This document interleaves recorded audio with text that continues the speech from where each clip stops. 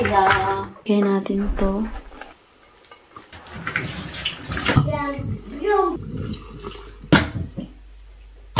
Hi guys! Welcome to another vlog. So, ayan, meron tayong ampalaya dito. Yung iba naghinog na kasi nga, na-harvest ko to 2 days ago. Dahil sa sobrang busy ko, hindi ko muna inuna. Ngayon, gagawin natin tong atsara. Last month, gumawa ako ng kaunting atsara and nagustuhan ko. 2 bote. Yung isa, binigay ko sa aking kaibigan. Tikman natin. Bango. Super bango. Lagyan din natin ng bell pepper.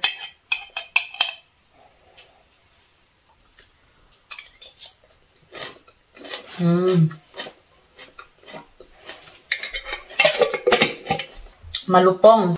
Ang sarap. Para mapakinabangan natin itong mga bell pepper dito, ilagay din natin to sa ating atsara.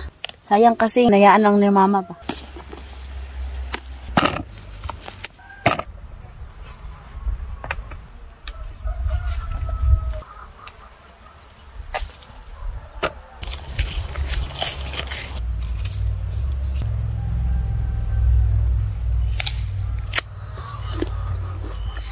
Kahapon, inutosan ko si Habi bumili ng bote. Oh. Mama, say hello. Say hello. Hello. Perfect talaga tong atsara natin dahil malaki yung space sa ating basement.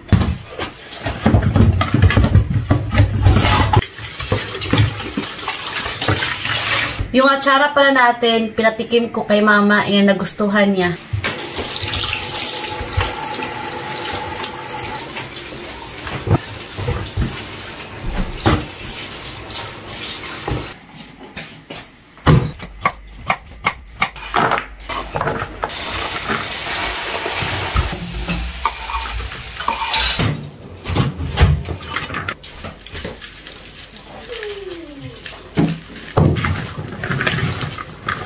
Yan, ibabad natin ito ng 30 minutes. Nag 30 minutes na, and ibabad ko muna siya sa tubig kay kakain muna kami. Tingnan niyo yung ginawa ng aking mother-in-law. Andito kasi yung sister-in-law ko, so kaya ibabad ko lang muna siya. Ayan. Ito na yung ating ampalaya. Kupusan na natin to. Kupusan na to ni.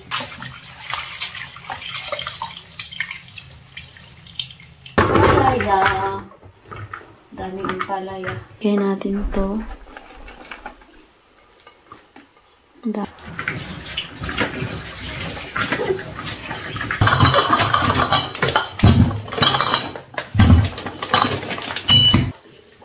Ito na.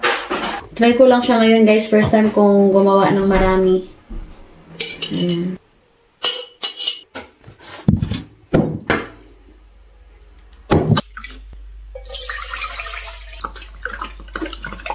Buksin ko na lang yung isang pan.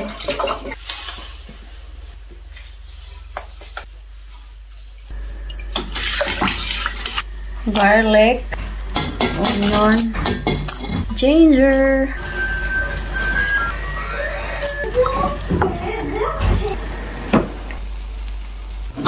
So, ayan guys, mainit pa lang. Ilalagay natin yung tubig.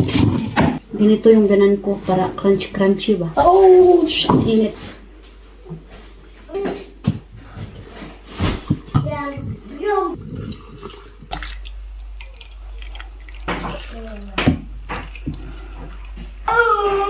Nung una, perfect siya. Kay konti lang naman yung ginawa ko.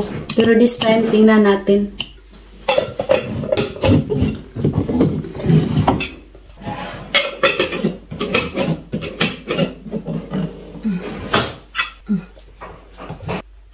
Ayan guys. Lagay ko to sa basement.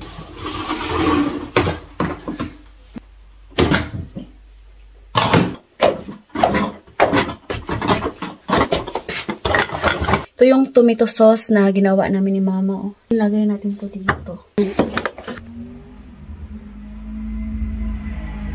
Love you all. Bye.